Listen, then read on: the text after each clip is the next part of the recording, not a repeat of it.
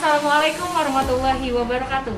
Sahabat sehat, RSUD Dr. Hasbullah Abdul Majid Kota Bekasi dijadikan rumah sakit rujukan COVID-19 oleh Wali Kota Bekasi dan Gubernur Jawa Barat. Nah, kalau di rumah sakit ini semua berjalan seperti biasa, dari mulai poliklinik, rawat inap, dan penunjang lainnya. Dan perkantorannya pun berjalan seperti biasa, tidak ada bekerja dari rumah.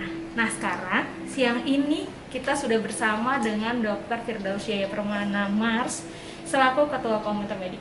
Selamat siang, Dok. Selamat siang, Assalamualaikum sahabat sehat. Gimana nih, Dok, kabarnya? Alhamdulillah sehat-sehat aja. Sehat selalu ya, Dok ya. Nah, Dok, kita mau nanya-nanya nih, Dok. Yo. Nah, pertanyaan kita itu, Dok, bagaimana respon para dokter dengan ditetapkannya rumah sakit ini sebagai rujukan utama COVID-19? Baiklah, Mbak Amel. Yang namanya kebijakan selalu ada pro dan kontra.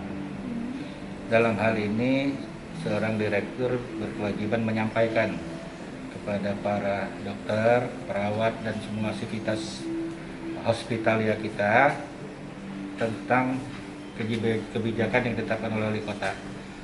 Pada awalnya kita di Coffee Morning ya, disebutkan oleh Pak Direktur, kita ditetapkan sebagai rumah sakit rujukan. Banyak yang kontra dan ada juga yang pro dengan kebijakan, mengingat saat itu Direktur mengambil kebijakan dengan alasan kalau kita tidak ditetapkan sebagai rumah sakit rujukan, kita akan kesulitan pembiayaan, pendanaan. Atas dasar itulah kita kemudian beberapa kali sempat bertemu dengan para fungsional dokter, direktur baik secara formal dan informal itu mendatangi masing-masing kelompok staf medik atau peer group. Di antaranya ada kelompok bedah, bidanan, kemudian ada yang jantung, paru semua, dan dijelaskan secara detail kenapa seperti itu. Pada akhirnya mereka mendukung sekali kebijakan Pak Wali Kota untuk penetapan kita sebagai rumah sakit rujukan. Itu kira-kira Mbak Mel. Tadi ada yang pro dan kontra. Iya. Kalau misalnya yang kontra, tindak lanjut sebagai dokter, sebagai ketua komite medik bagaimana, Dok? Saya sebenarnya dalam hal ini selalu berdampingan dengan Bapak Direktur ya. Setiap penjelasan Bapak Direktur itu kita akan kolaborasi. Dari sisi kewajiban saya sebagai ketua komite medik adalah mengayomi para dokter.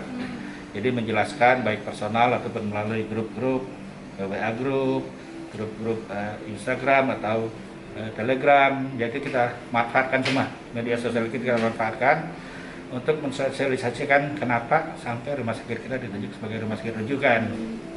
Karena dasarnya adalah kita memberikan pelayanan kesehatan. Ada wabah atau tidak ada wabah, kita tetap memberikan pelayanan kesehatan.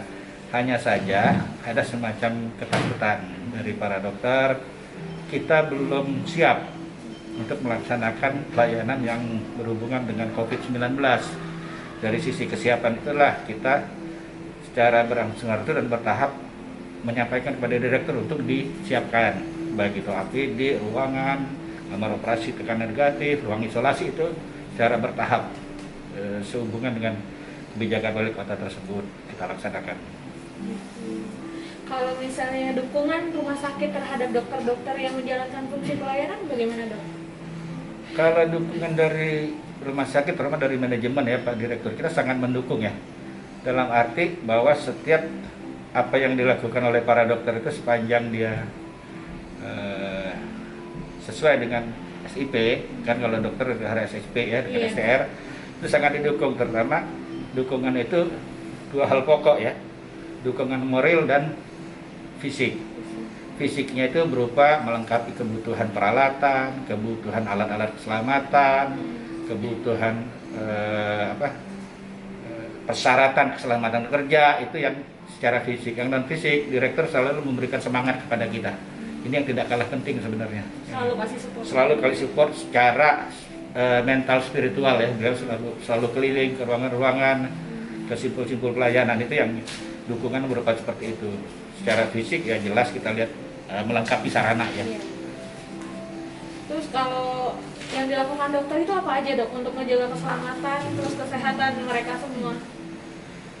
Sebenarnya dari sisi kedokteran kita ada yang namanya early warning system ya, EWS ya.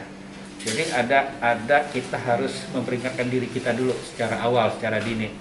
Karena alat keselamatan itu sendiri berupa alat pelindung diri ya, APD.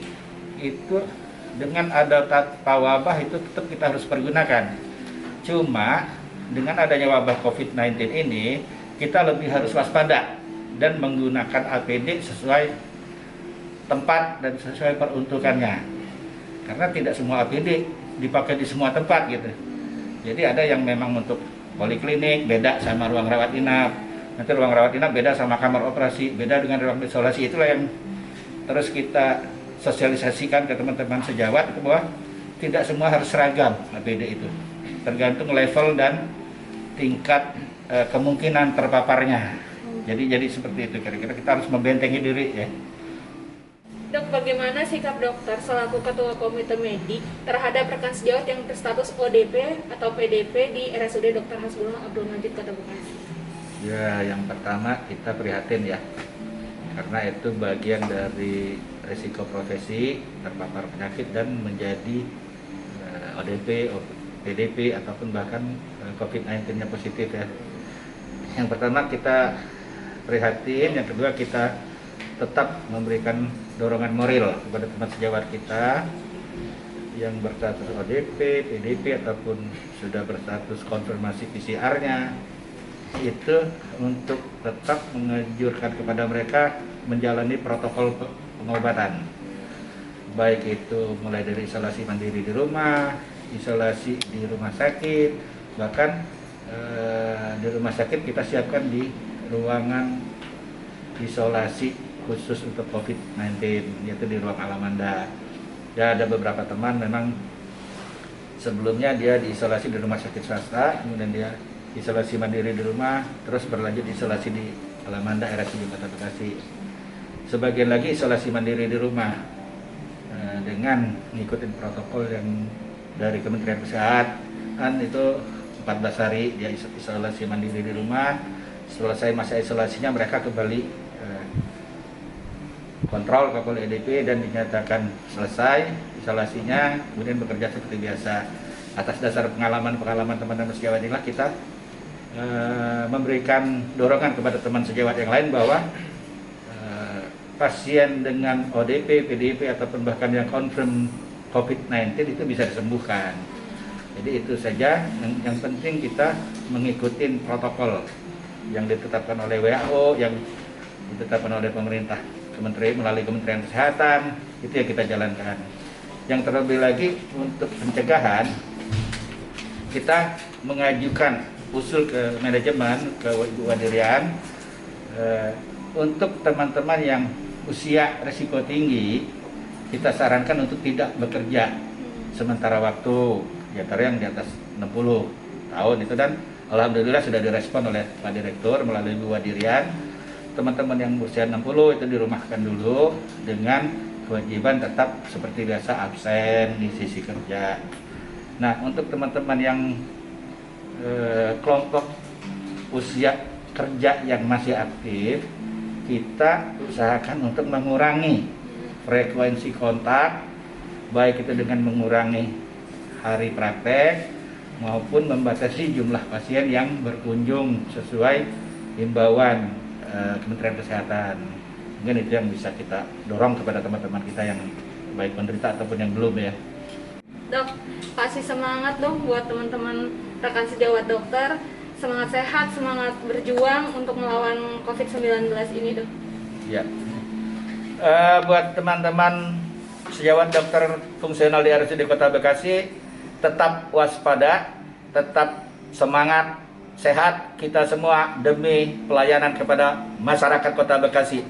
Salam sehat sejahtera.